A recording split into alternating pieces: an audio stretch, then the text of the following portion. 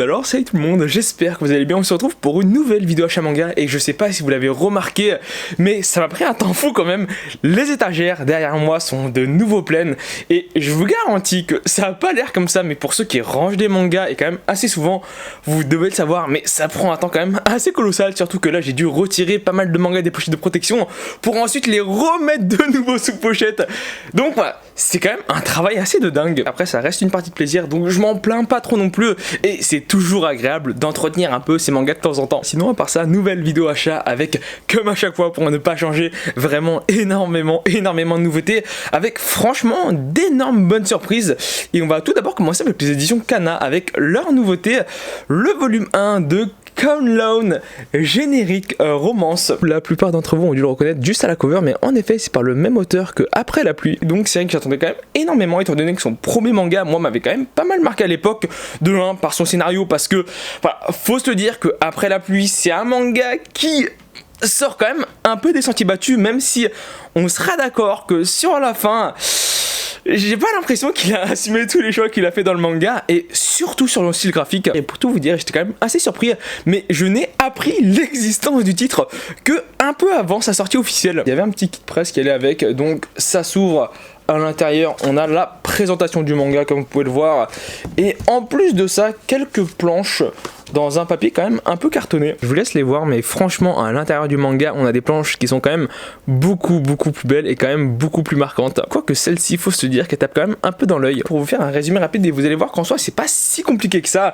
C'est une histoire de romance qui se passe dans un futur pas si lointain que ça, en Chine, dans un quartier qu'on appelle le Countdown. Voici une image pour vous illustrer la chose, mais c'est un lieu où la densité d'habitants par mètre carré est quand même assez incroyable. Et du coup les deux personnages principaux dans l'histoire sont Kujirai et Kudo. Du coup qu'est-ce que j'en ai bien pensé? Et bah franchement j'ai trouvé ça quand même assez excellent. C'est pas exactement le même délire que Après la pluie, mais on sent vraiment que c'est la même atmosphère. J'ai été moi-même surpris, c'est très léger à lire, c'est le genre d'histoire qui se prend sans prise de tête et qui se lit en fait tellement bien. Pour moi c'est un grand succès, on est quand même plus dans ce côté slice of life, tracas du quotidien, ce qui est pas le genre de titre qu'on a l'habitude de voir en France, surtout aussi bien écrit. Je vous montre quelques planches, mais à mon sens, si vous aimez bien Après la pluie, vous ne pouvez que aimer Countdown générique romance, surtout que regardez-moi cette patte graphique qui est juste somptueuse. Ensuite aux éditions Kurokawa, on a 008 Espion par Shun Matsuena, qui est le même mangaka, et je pense que là aussi ça se voit quand même assez facilement sur la cover, sur le trait graphique, que Kenichi, le disciple ultime. Bon, du coup forcément là aussi rien que pour ça, ça a quand même pas mal attiré ma curiosité, et je l'ai lu. Et honnêtement, alors je sais pas pourquoi, graphiquement, j'ai pas l'impression qu'il s'est amélioré entre la fin de Kenichi et le début de 008 Apprenti Espion, et je trouve même que son niveau graphique est un peu moins bon, mais là c'est peut-être moi qui me fais des idées. Niveau illustration, il y a rien à redire, il est très fort là-dessus. Je crois que j'étais sans doute un peu dur parce que finalement, quand je regarde comme ça, niveau dessin, c'est plutôt pas mal en fait. On sent quand même sur la mise en page, que c'est par le même auteur que Kenichi, le disciple ultime. Quand il le veut, il peut nous pondre quand même de sacrées belles planches. Du coup, quoi penser de l'œuvre? Et bah franchement, j'étais quand même l'un des premiers surpris, mais en soi, c'est pas si mal que ça. Alors oui, il faut aimer le délire de gag, de l'histoire qui se prend pas vraiment au sérieux, parce que quand on entend le résumé, on se dit... Ouais, le personnage principal rate les examens d'admission de tous les lycées auxquels il a postulé, sauf un seul, et vous le devinez bien, c'est une école d'espions. Après, il y a des explications à ça qui sont données un peu par la suite de l'histoire, mais dans tous les cas, vous le voyez venir, mais c'est quand même un peu tiré par les cheveux. Restez que c'est quand même un plutôt bon shonen, faut juste pas trop se prendre la tête sur le pourquoi du comment, et est-ce que ça se passerait comme ça en vrai, parce que... voilà, c'est pas vraiment ce que raconte le manga. En tout cas, faut se dire que le style du mangaka est quand même assez unique, ce qui moi m'a fait quand même un peu nostalgique quand je l'ai lu, et franchement c'est une licence que je vais suivre quand même d'assez près. Les deux dernières nouveautés qui sont tous les deux chez Meian, il y en a un qui est assez vieux et l'autre qui est beaucoup plus récent. Le premier c'est les volumes 1 et 2 de Kuma Beer qui sont sortis en même temps. Alors ça, quand j'ai vu la licence annoncée en France, j'y croyais pas mes yeux, parce que typiquement, c'est pas le genre de licence qu'on verrait arriver sur le territoire français. Je savais qu'il y avait une adaptation animée que j'avais pas du tout vue, donc là aussi j'étais complètement en terrain inconnu. Et qu'est-ce que j'en pense? Alors, c'est un isekai où la personnage principale se fait réincarner forcément avec des équipements cheatés. Donc voilà, un peu le classico-classique. On va être honnête, une licence, quand je l'ai débuté, je m'attendais à rien du tout. Et à la fin, j'ai trouvé que c'était plutôt une bonne lecture. C'est marrant à dire, mais déjà le manga est plutôt bien écrit, même si le scénario est quand même assez classique. Franchement, sur les 2 volumes, ça passe très très vite. Pour l'instant, il n'y a pas encore de retournement de situation de ouf. Et souvent, l'histoire est quasiment tout le temps réglée de la même manière, mais juste en lisant, t'as envie de savoir ce qui se passe ensuite. Et la deuxième chose qui, je trouve, quand même apporte quand même pas mal au manga, c'est très mignon à lire. Rien que sur la première page, on se fait assez vite une idée du truc. Après, la chose qui est bien faite ici, selon moi, c'est que le côté mignon n'impacte pas tant que ça sur l'écriture de l'histoire. Mais je m'y attendais pas ici, mais c'est une très bonne découverte. Ça va pas parler à tout le monde, surtout ceux qui ont assez de voir des isekai en France, mais dans le genre, c'est, moi je trouve, quand même dans le haut du panier. Après, franchement, dans tous les isekai qu'on amène en France, la plupart sont quand même dans le haut du panier, parce qu'au Japon, il y a des trucs... Franchement, on n'aimerait pas les voir en France. Et du coup, deuxième isekai de chez Meian que cette fois-ci je connaissais et que j'attendais avec quand même pas mal d'impatience. Ce n'est autre que le premier volume de Chilling Life in a Different World. Pour vous faire un résumé hyper simple, et après on me dira c'est pas spécialement compliqué. C'est un personnage qui se fait téléporter dans un nouveau monde pour devenir un héros. Le truc qui se passe, c'est qu'ils invoquent des héros à la chaîne pour trouver le bon, et le personnage principal, c'est un héros parmi tous les héros qu'ils ont invoqués. Sauf que le problème, c'est qu'il a des statistiques complètement catastrophiques, et au même moment, ils ont réussi à invoquer un peu un héros god tier. Tout simplement, le personnage que voici, du coup, il décide de faire la fête, et ils oublient de renvoyer le personnage principal dans ce monde à lui. Ce que décide de faire le roi pour pas s'encombrer, c'est qu'ils envoient notre héros à la campagne se faire tuer par des monstres. Sauf que le truc est là, alors je sais pas la justification derrière, mais je crois pas qu'il y en ait vraiment. Vraiment à ce moment-là, faut pas trop réfléchir, faut juste acquiescer, ça sert à mettre en place l'histoire, même si c'est une énorme facilité scénaristique.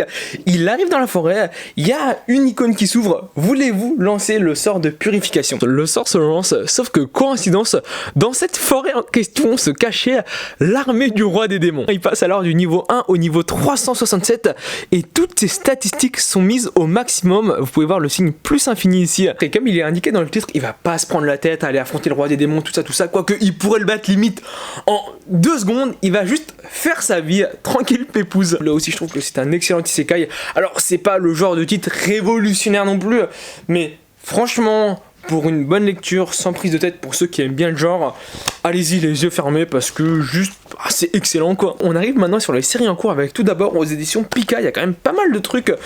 Le 18e volume, que vous voyez normalement vraiment pas souvent, de Yozakura Quartet, que en plus j'ai commencé à lire, et franchement je trouve ça quand même plutôt bon. Alors je sais pas trop là vers où ça veut se diriger, parce que juste avec le début de l'histoire, on sent qu'ils essayent d'introduire des trucs, mais à voir par la suite. Du coup, pour ceux qui se demanderaient, c'est par le même auteur que Durara. On a le light novel en France, et ce que je trouve vraiment dommage, c'est que actuellement sur la série, et je comprends parfaitement parce que le titre se vend pas forcément, mais on a quand même pas mal de volumes en rupture de stock, ce qui veut dire que si quelqu'un veut commencer la licence aujourd'hui, et ben en soi c'est quand même plutôt compliqué. Vu que c'est une licence qui sort pas souvent et qui est quand même assez qualitatif, forcément j'allais vous en parler avec un peu dans le même délire, faut se le dire, le 19e volume de Vampire Sailor, que j'avais un peu regardé l'animé et que j'ai surtout découvert en manga.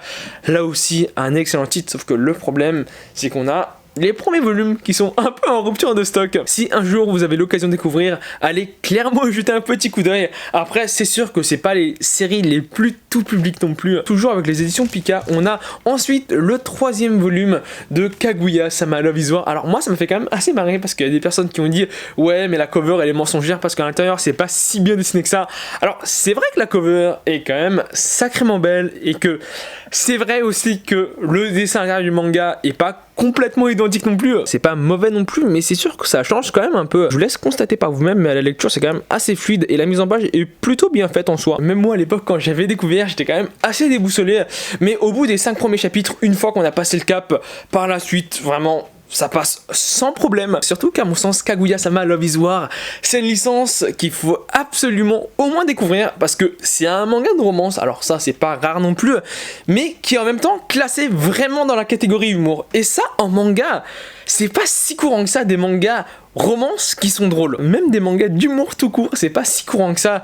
Donc d'autant plus que c'est bien écrit, qu'il y a une adaptation animée pour lancer le truc, faut quand même absolument découvrir. Et enfin la dernière sortie aux éditions Pika que je vais vous présenter, qui est un titre je trouve juste excellent, c'est le 5e volume de Hitman, les coulisses du manga. Donc pour ceux qui ne connaissent pas Kujiseo, franchement, je pense que entre ça et Half and Half, même si je trouve Hitman bien au-dessus, si vous ne connaissez pas du tout, allez découvrir. Parce que clairement, en termes de manga de romance, c'est quand même assez unique ce qu'il a à nous proposer. Je trouve vraiment qu'il a une écriture tellement maladroite qui donne justement tout son charme et toute son originalité au truc. Mais ouais, Hitman, là aussi, un énorme coup de cœur que je vous invite à tout le monde de découvrir. Ensuite on revient sur les éditions Meian avec les volumes 5 et 6 qui, si je me trompe pas, sont sortis quand même depuis assez longtemps, c'est juste que j'ai pas eu le temps de vous les présenter. Du coup malheureusement on est toujours pas plus loin que l'adaptation animée, mais on va pas tarder à la dépasser parce que j'ai vu les covers des volumes 9 et 10 et bah, on commence à arriver sur du scénario original. J'ai eu le temps de les relire récemment en plus et franchement je trouve ça super agréable de se replonger dedans. Bon après c'est sûr que dans l'esprit, c'est pas exactement pareil que dans l'animé, parce que dans l'animé, c'est quand même beaucoup plus orienté humour. Alors, même si là aussi c'est orienté humour, les blagues, je trouve, fonctionnent quand même un peu moins. Là, j'ai pas grand chose à dire dessus, mais pour ceux qui ont regardé l'animé, c'est pas exactement la même chose. Ça reprend globalement quasiment la même histoire, mais au vu de la narration, au vu de la mise en page, sur le feeling, il y a un truc qui change. C'est assez dur à exprimer comme ça et ça arrive pas souvent non plus. Mais moi j'avais l'impression en lisant le manga Konosuba que ça se rapprochait sans doute plus de lire le light novel que de regarder l'animé. Et c'est un sentiment quand même assez particulier. Et ensuite leur deuxième série en cours, ce n'est autre qu'une de leurs grosses licences, le 3e volume de Grand Blue. Et c'est quand même assez marrant parce que récemment, je sais pas pourquoi, je me suis un peu replongé dans l'animé. Excellente série d'humour pour ceux qui l'ont découvert tout récemment et qui ont été quand même un peu déboussolés par les blagues à l'intérieur, notamment sur l'alcool. Sachez que c'est très présent au début, mais que par la suite, ça se diversifie quand même énormément. Énorme coup de cœur. L'un des rares mangas, et je peux vous dire que ça se compte sur les doigts de la main, où j'ai autant rigolé devant. Juste si vous vous attachez pas trop au début, moi je vous conseillerais quand même de continuer un peu, parce que c'est par la suite que le manga devient quand même assez excellent. Ensuite dans les mangas que j'ai achetés, on a quand même pas mal de trucs. Tout d'abord le 6e volume, le dernier sorti de 50 nuances de gras, et là la série me fait quand même un peu stresser parce qu'en fait ce qui se passe, c'est que 50 nuances de gras, l'éditeur japonais a changé. En fait ils ont fait un tweet par rapport à ça, ce qui veut dire que en fait c'est pas sûr, et j'attends que les éditions Doki Doki communiquent dessus.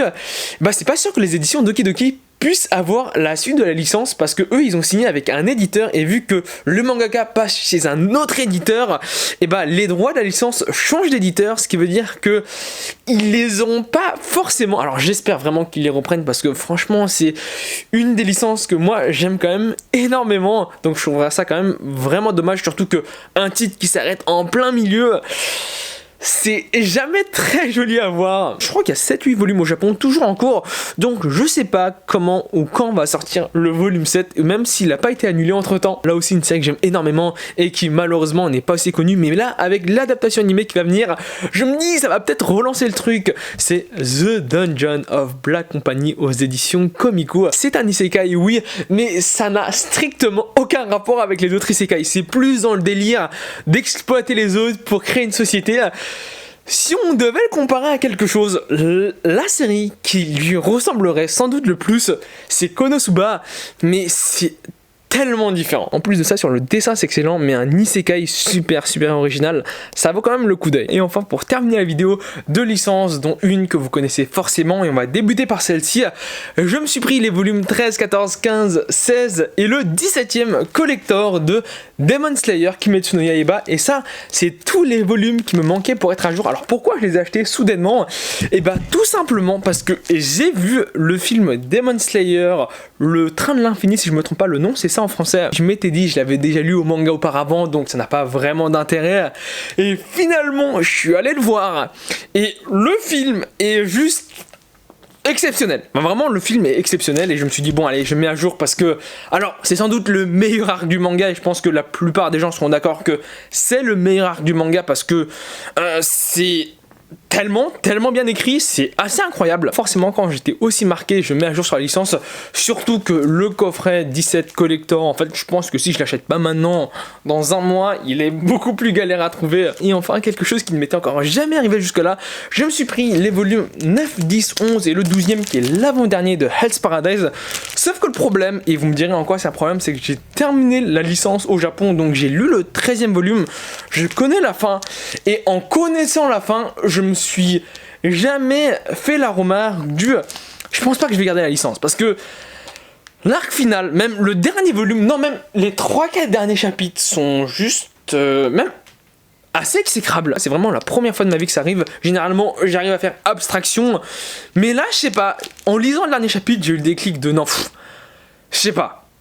J'ai bugué. Du coup, la vidéo se termine ici. J'espère qu'elle t'a plu. Si c'est le cas, n'hésite pas à t'abonner, c'est le plus important. À laisser un pouce bleu, à laisser un commentaire. Sur ce, je te dis à la prochaine. Allez, salut!